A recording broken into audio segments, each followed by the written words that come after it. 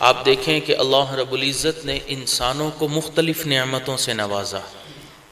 ہر انسان سر کے بالوں سے لے کر پاؤں کے ناخنوں تک اللہ کی نعمتوں میں، احسانات میں گھرا ہوا ہے۔ اتنی نعمتیں ہیں کہ فرمایا وَإِن تَعُدُّوا نِعْمَةَ اللَّهِ لَا تُحْصُوهَا، کہ اگر تم نعمتوں کو گننا بھی چاہو تو نہیں گن سکتے، اتنی نعمتوں سے نوازا۔ لیکن اللہ رب العزت نے احسان نہیں جتلایا۔ کہیں پر نہیں ملتا کہ اللہ تعالیٰ نے احسان کیا ہو کہ میرے بندو میں نے تم پہ یہ احسان کیا۔ لیکن جب اللہ رب العزت نے اپنے محبوب صلی اللہ علیہ وسلم کو مبعوث فرمایا تو ارشاد فرمایا لَقَدْ مَنَّ اللَّهُ عَلَى الْمُؤْمِنِينَ إِذْ بَعَثَ فِيهِمْ رَسُولًا، تحقیق اللہ نے احسان فرمایا ایمان والوں پر کہ ان میں اپنے محبوب کو مبعوث فرمایا۔ تو آپ اندازہ لگائیں کہ یہ کتنی بڑی نعمت ہے جو اللہ رب العزت نے ہمیں عطا فرمائی۔ تو ایک نعمت دین اسلام، ایک نعمت حضور انور صلی اللہ علیہ وسلم، اور تیسری نعمت جو اللہ رب العزت نے ہمیں عطا فرمائی وہ ہے قرآن مجید فرقان حمید۔ یہ قرآن مجید اللہ رب العزت کا کلام ہے، یہ معرفت بھری کتاب، دنیا جہان کی حقیقتوں کو، سچائیوں کو اللہ رب العزت نے اس کتاب میں جمع فرما دیا۔ دیکھیں ہر انسان کی اپنی ایک حیثیت ہوتی ہے، اس کی گفتگو کا ایک مقام ہوتا ہے۔ اگر ایک عام آدمی کوئی بات کرے گا تو اس کی اہمیت اس کی حیثیت کے مطابق ہوگی۔ اگر کوئی صاحب حیثیت، کوئی صاحب اقتدار بات کرے گا تو اس کی بات کی حیثیت اس سے زیادہ ہوگی۔ لیکن اگر کوئی بادشاہ کوئی بات کرے گا تو اس کی حیثیت بھی اس کے مطابق ہوگی، اس کی بات کی حیثیت۔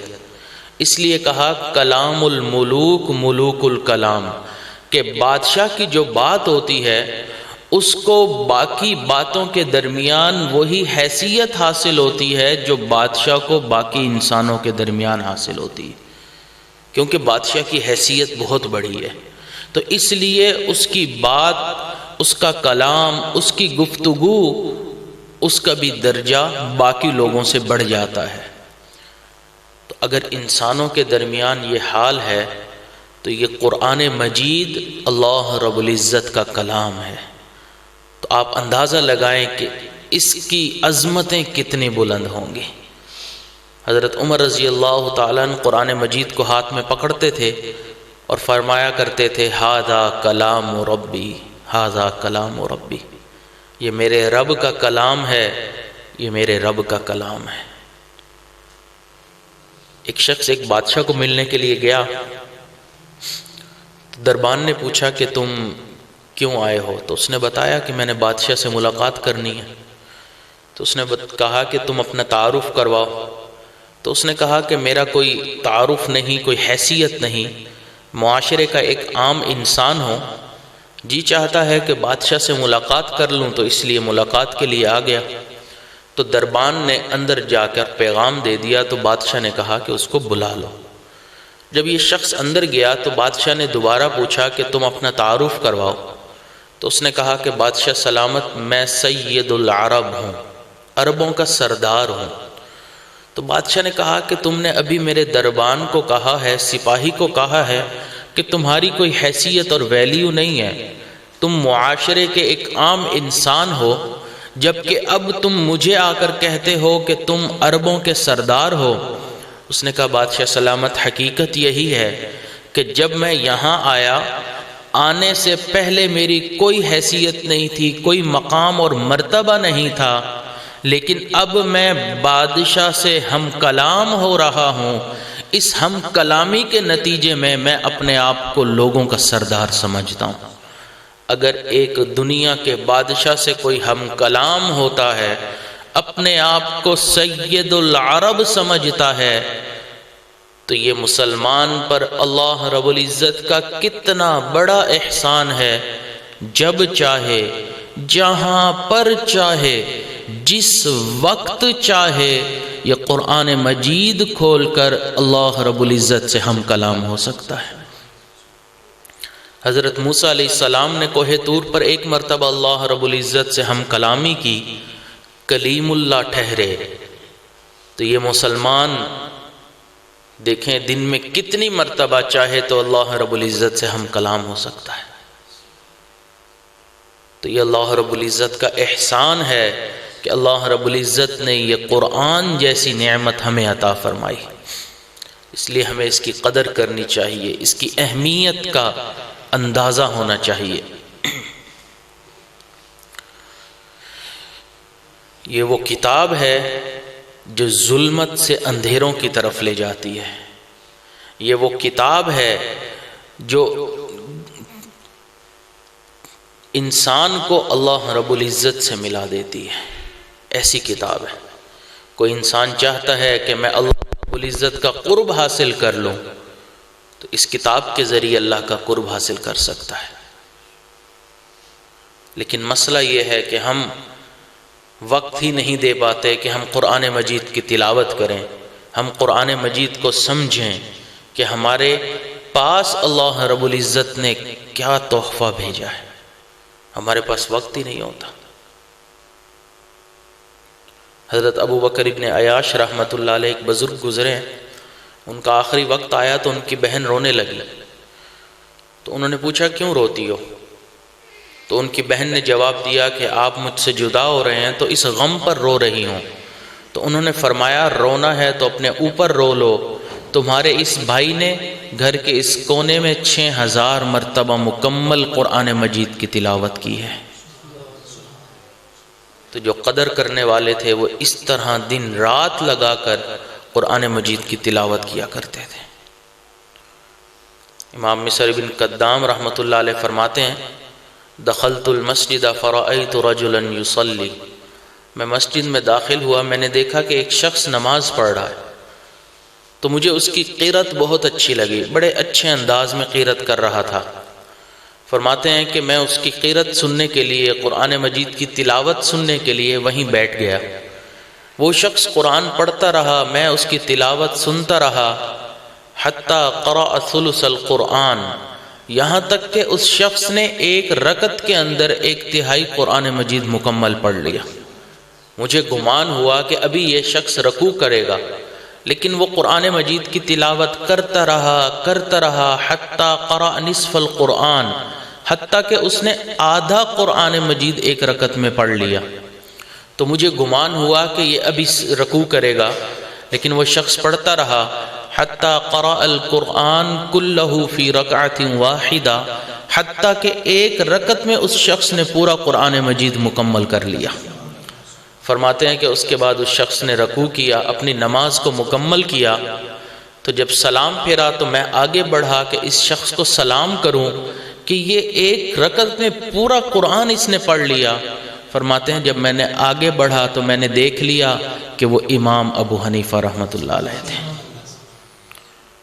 تو یہ وہ حضرات تھے جنہوں نے قرآن مجید سے محبت کی تھی، قرآن مجید سے عشق کیا تھا، یہ عاشق قرآن تھے۔ حیران ہوتے تھے کہ قرآن کے علاوہ بھی کوئی زندگی میں کام ہے۔ حضرت عطا اللہ شاہ بخاری رحمۃ اللہ علیہ کے بارے میں ان کے ایک میزبان نے لکھا کہ حضرت شاہ صاحب میرے گھر تشریف لائے، تو وہ بتاتے ہیں کہ میرا گھر ذرا پہاڑی علاقے میں تھا، تو رات ہم دونوں نے مل کر کھانا کھایا، تو کھانا کھانے کے بعد میں نے کمرے کے اندر جائے نماز رکھ دیا اور ایک جگہ پر جو ہے وہ گرم پانی رکھ دیا اور حضرت کو بتا دیا کہ حضرت یہ جائے نماز ہے، گرم پانی ہے، آپ کو ضرورت پڑے وضو وغیرہ کی تو آپ استعمال کر سکتے ہیں، تہجد کے لیے اٹھنا ہوگا تو آپ جو ہے یہ مصلی بچھا کے نماز پڑھ لیجئے گا، تو میں فجر کے وقت آؤں گا انشاءاللہ، پھر ملاقات ہوگی۔ تو وہ میزبان کہتے ہیں کہ جب میں وہاں سے چلا گیا، سو گیا، تو فجر میں جب میں اٹھا تو حضرت کے کمرے میں گیا تو حضرت وہاں موجود نہیں تھے۔ تو میں بڑا پریشان ہوا کہ حضرت کمرے میں سے کہاں چلے گئے۔ میں نے دیکھا تو وضو کا جو پانی تھا وہ استعمال ہوا تھا، تو مجھے پتہ چل گیا کہ حضرت نے وضو فرمایا ہے۔ پھر میں نے دیکھا کہ مصلی بچھا ہوا ہے، تو مجھے گمان ہوا کہ اس کا مطلب ہے حضرت نے تہجد بھی پڑھ لی ہے، لیکن کمرے میں حضرت کہیں ہے نہیں۔ تو مجھے ڈر اور خوف ہوا کہ یہ پہاڑی علاقہ ہے، تو حضرت کہیں گھر سے باہر چلے گئے ہوں گے، تو کہیں کوئی زہریلی چیز، کوئی زہریلا حشرات الارض، کوئی جانور، کوئی سانپ، کوئی ایسی چیز حضرت کو نقصان نہ پہنچا دے۔ تو میں گھر سے باہر نکلا کہ حضرت کو ڈھونڈوں کہ وہ کہاں گئے۔ تو میں ادھر ادھر دیکھتا پھر رہا تھا، لیکن مجھے حضرت عطا اللہ شاہ بخاری رحمۃ اللہ علیہ کہیں نظر نہیں آ رہے تھے۔ تو وہ کہتے ہیں کہ میں دیکھتا رہا، تھوڑی دیر کے بعد میں نے سوچا کہ میں ایک جگہ کھڑا ہوتا ہوں خاموشی سے، ہو سکتا ہے کہیں سے کوئی آواز، کوئی آہٹ سنائی دے تو مجھے سمت کا پتہ چل جائے۔ تو کہتے ہیں میں خاموش ہو کے کھڑا ہو گیا اور اپنے کان لگائے کہ کہیں سے کوئی آہٹ سنائی دے۔ تو تھوڑی دیر کے بعد ایک طرف سے مجھے آواز آنا شروع ہوئی، تو میں اس سمت میں چل پڑا، چلتا گیا۔ تو تھوڑی دیر بعد میں نے دیکھا کہ ایک چٹان ہے، اس چٹان کے اوپر حضرت عطا اللہ شاہ بخاری رحمۃ اللہ علیہ تشریف فرمائے، آنکھیں بند کی ہوئی ہیں اور قرآن مجید کی تلاوت کر رہے ہیں۔ اور حضرت شاہ صاحب کے بالکل سامنے ایک سانپ ہے جو اپنا پھن پھیلائے کھڑا ہے، اور حضرت شاہ صاحب جھوم جھوم کر قرآن پڑھ رہے ہیں، اور وہ سانپ بھی ساتھ ساتھ جھوم رہا ہے۔ کہتے ہیں کہ میں نے وہاں سے ایک پتھر یا لکڑی اٹھا لی کہ کہیں یہ سانپ حضرت کو نقصان نہ دے دے، تو جیسے ہی اگر کوئی ایسی سانپ نقصان دینے لگے گا تو میں اس کے ذریعے اس کو مار دوں گا۔ تو میں بھی کھڑا دیکھتا رہا۔ جب حضرت شاہ صاحب کو محسوس ہوا کہ اب فجر کا وقت تقریباً ہو چکا ہے، تو انہوں نے اپنی تلاوت کو موقوف کیا۔ تو جیسے ہی انہوں نے تلاوت موقوف کی، سانپ نے اپنا پھن زمین پہ رکھا اور جنگل کی طرف چلا گیا۔ پھر شاہ صاحب گھر تشریف لے آئے۔ تو اس طرح ان کو عشق ہوتا تھا، تنہائی میں بیٹھا کرتے تھے اور اللہ کے سامنے اللہ کا قرآن پڑھا کرتے تھے۔ تو اس لیے ہمیں چاہیے کہ اگر ہم اپنے گھروں میں، اپنے معاشرے میں چاہتے ہیں کہ اللہ تعالیٰ اپنی رحمتیں برسائیں، تو اس کے لیے اس قرآن مجید سے تعلق ہونا بہت ضروری ہے۔ ہمارا تعلق مضبوط نہیں ہے، کتنے دن گزر جاتے ہیں ہم قرآن مجید کی تلاوت بھی نہیں کرتے ہیں۔ وَإِذَا قُرِئَ الْقُرْآنُ فَاسْتَمِعُوا لَهُ وَأَنصِتُوا لَعَلَّكُمْ تُرْحَمُونَ۔ اللہ فرماتے ہیں جب قرآن مجید کی تلاوت ہو رہی ہو، تم خاموشی سے اس تلاوت کو سنو تاکہ تمہارے اوپر رحمتیں نازل کی جائیں۔ تو یہ قرآن مجید اللہ رب العزت کی رحمتوں کو اپنی طرف کھینچ لینے کا مقناطیس ہے۔ آج ہمارے پاس موجود ہے لیکن ہم اس کی قدر نہیں کر رہے۔ حضرت شیخ الہند مولانا محمود الحسن رحمۃ اللہ علیہ جب مالٹا کی جیل سے رہا ہوئے تو انہوں نے آ کر یہی بات فرمائی کہ ہم نے بہت غور کیا جیل میں رہتے ہوئے کہ آج مسلمان زوال پذیر کیوں ہیں؟ تو فرمایا بہت سال غور کرنے کے بعد میں اس نتیجے پر پہنچا ہوں کہ اس کی دو وجوہات ہیں۔ ایک وجہ کہ یہ تفرقہ بازی میں پڑ گئے، اور دوسری وجہ کہ یہ قرآن مجید سے دور ہو گئے۔ تو مسلمان قرآن مجید سے دور ہو گیا، اس وجہ سے آج ہم دیکھ رہے ہیں جب سے پیدا ہوئے ہیں ذلت ہی ذلت ہے۔ آج یہ کہا جاتا ہے کہ ہمیں چاہیے کہ ہم یورپ سے آگے بڑھیں، ہم یورپ سے پیچھے رہ گئے، ہم فلاں سے پیچھے رہ گئے۔ حقیقت یہ ہے کہ ہم کسی سے پیچھے نہیں رہے، ہم قرآن مجید سے پیچھے رہ گئے، ہم دین اسلام سے پیچھے رہ گئے۔ آج ہم نے اتنی ترقی کر لی، دنیاوی طاقت بھی ہمارے پاس موجود ہے، پھر بھی ہم زوال پذیر مسلمان کیوں ہیں؟ کیونکہ ہمارا تعلق قرآن سے مضبوط نہیں ہے۔ جب ہمارا تعلق قرآن مجید سے مضبوط تھا نا، آدھی دنیا سے زیادہ پر ہماری حکومت ہوا کرتی تھی۔ حضرات صحابہ کرام، ان کی جو حکومتیں رہیں قرآن سے تعلق مضبوط تھا ان کا۔ اتر کر حرا سے سوئے قوم آیا، وہ ایک نسخہ کیمیا ساتھ لایا، وہ بجلی کا کڑکا تھا یا صوت ہادی، عرب کی زمیں جس نے ساری ہلا دی۔ تو یہ قرآن مجید ہی ہے جس کو لے کر صحابہ کرام جب دنیا میں نکلے تو اللہ تعالیٰ نے دنیا کی سلطنتوں کو ان کے قدموں میں لا کے رکھ دیا۔ آج بھی مسلمان باہر نکلتا ہے، لیکن آج مسلمان احساس کمتری کا شکار ہے۔ کیوں؟ تعلق قرآن سے نہیں ہے۔ قرآن سے تعلق مضبوط ہونا ہو نہیں سکتا کہ مسلمان احساس کمتری کا شکار ہو۔ بھئی جس کا تعلق اللہ رب العزت سے ہو گیا، پھر کوئی کیسے اس کو مات دے سکتا ہے؟ تو اس لیے ہمیں چاہیے کہ ہم قرآن سے اپنے تعلق کو مضبوط کریں، گھروں میں اس کی تلاوت کی پابندی کریں، بچوں سے قرآن مجید کی تلاوت کروائیں، خود کریں۔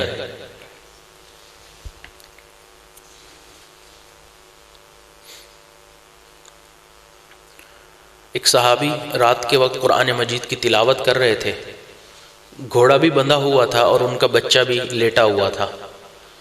اب ان کا جی چاہتا تھا کہ میں اونچی آواز میں قرآن مجید کی تلاوت کروں، لیکن جیسے ہی وہ اونچی آواز کرتے تو گھوڑا بدکتا، تو ان کو کہیں خوف ہوتا کہ ایسا نہ ہو کہ گھوڑا ٹانگ مار دے اور ان کے بچے کو نقصان ہو جائے جو سویا ہوا تھا قریب میں۔ تو یہ اپنی آواز کو آہستہ کر لیتے، تھوڑی دیر کے بعد پھر جوش چڑھتا، پھر اپنی آواز تلاوت کی بلند کرتے، گھوڑا پھر بدکتا، پھر یہ اپنی آواز پست کر لیتے۔ ساری رات اسی کیفیت میں گزر گئی۔ جب دن ہوا فجر کا وقت تو انہوں نے دعا کے لیے ہاتھ آسمان کی طرف بلند کیے، تو آسمان پر نظر پڑی تو انہوں نے دیکھا کہ کچھ روشنیاں ہیں جو آسمان کی طرف جا رہی ہیں۔ تو نبی علیہ السلام کی خدمت میں حاضر ہوئے اور اپنا پورا واقعہ بیان کیا۔ تو نبی علیہ السلام نے فرمایا کہ وہ اللہ رب العزت کے فرشتے تھے جو تمہارا قرآن سننے کے لیے آئے تھے۔ اگر تم قرآن مجید کی تلاوت کرتے رہتے، آج اہل مدینہ اپنی آنکھوں سے فرشتوں کو دیکھ لیتے۔ یہ وہ حضرات تھے کہ اللہ رب العزت کے فرشتے اترا کرتے تھے ان کی تلاوت کو سننے کے لیے۔ صحابہ کرام میں ایک قاری تھے، قاری القرہ تھے بلکہ، حضرت ابی بن کعب رضی اللہ تعالیٰ عنہ۔ نبی علیہ السلام نے فرمایا ابی قرآن مجید کی تلاوت کریں۔ تو انہوں نے عرض کیا کہ اے اللہ کے محبوب، قرآن مجید آپ کے اوپر نازل ہوا اور میں آپ کے سامنے تلاوت کروں؟ تو نبی علیہ السلام نے فرمایا مجھے ایسا ہی حکم ہوا ہے۔ تو وہ بہت سمجھدار تھے، تو انہوں نے عرض کی اللہ سمانی، اے اللہ کے محبوب کیا اللہ نے میرا نام لے کر کہا ہے؟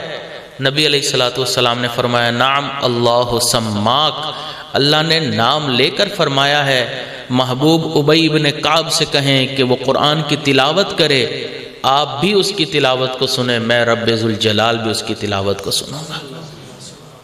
کیسا قرآن مجید سے عشق تھا کہ قرآن سننے کی فرمائشیں عرش سے آیا کرتی تھی۔